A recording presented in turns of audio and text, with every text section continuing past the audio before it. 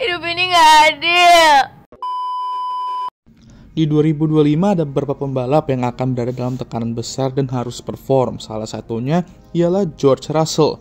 George merupakan salah satu driver di grid musim ini yang belum punya kontrak untuk 2026, dan ini juga yang menjadi alasan kenapa dia harus menghadapi tekanan-tekanan yang akan gue bahas hari ini. Jadi tanpa basa-basi langsung saja gue bahas.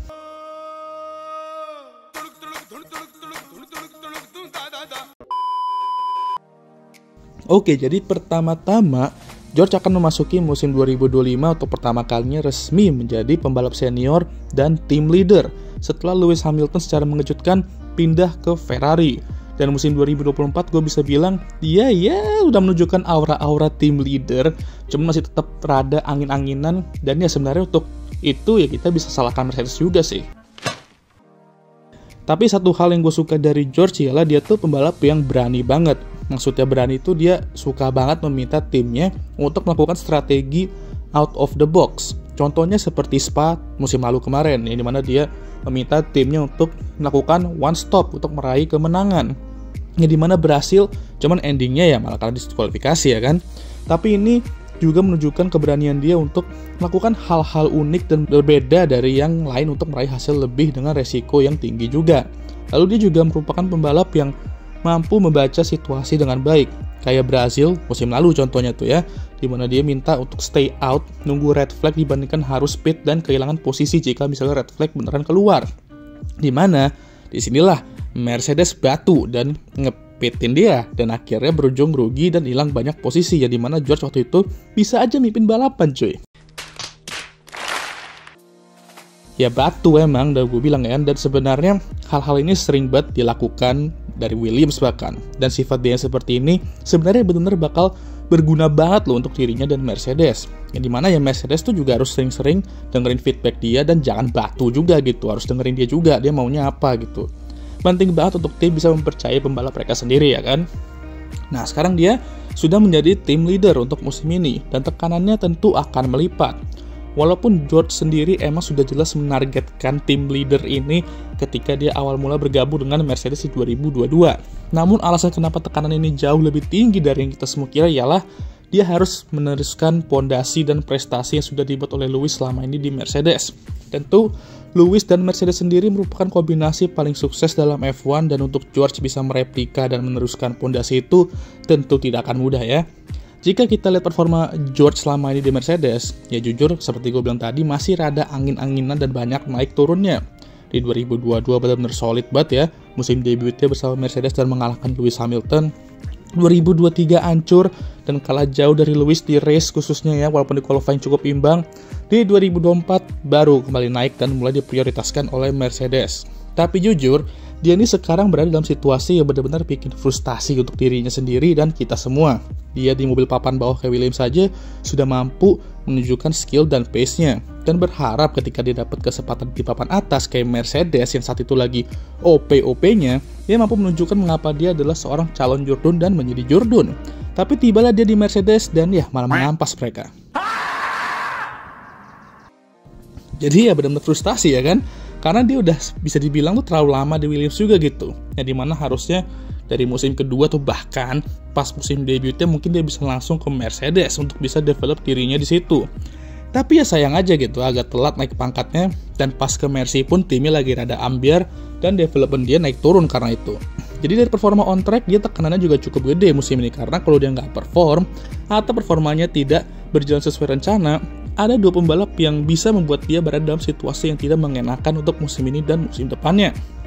Pertama ya, jelas rekan tim dia sendiri yang baru, yaitu Andrea Kimi Antonelli, pembalap Rising Star ini ya. Dia sendiri juga sebenarnya memiliki tekanannya sendiri ya kan, si Kimi Antonelli ini, dimana dia hype-nya itu gede banget dan banyak orang expect dia untuk bisa langsung perform. Karena ya Toto udah sepercaya itu sama dia dan percaya hype-nya itu real. Itulah kenapa dia dikasih langsung tuh seat Mercedes itu dan menggantikan seorang Lewis Hamilton. Jadi dia sendiri juga punya tekanan untuk harus bisa langsung perform. Tapi ya hype itu juga bukan sebarang hype yang dibuat orang-orang tanpa alasan yang jelas. Kimi Antonelli ini pembalap yang fast charging banget dirinya ya di feeder series. Menjuarai banyak ajang karting, lalu juara banyak ajang feeder series dan langsung lompat ke F2 dan nge-skip F3 dan mampu tampil oke juga di musim F2 rookie-nya dengan prema yang sangat jelek kayak One Piece ya. Dan jika dia mampu langsung perform mengalahkan George, ya ini bisa jadi sinyal buruk untuk George karena pembalapnya satunya lagi yang akan gue bahas ini bisa menggantikannya, dan gue juga ada bahas di pembalap di hari Senin kemarin ya. Ya, tidak lain dari Max Verstappen. Max sendiri sudah mengakui ada ngomong-ngomong sama Toto soal seat Mercedes, dan jika Red Bull tidak improve mobilnya dan secara struktur juga masih kacau, hubungan Josh dengan Red Bull juga makin kacau, ya dia bisa aja gitu kan pindah ke Mercedes ini. Dan jika George juga tidak menunjukkan performa yang layak untuk dijadikan tim leader Mercedes, ya mungkin Toto juga gak akan ragu untuk ganti George dengan Max. Jadi ini juga merupakan tekanan besar juga untuk George.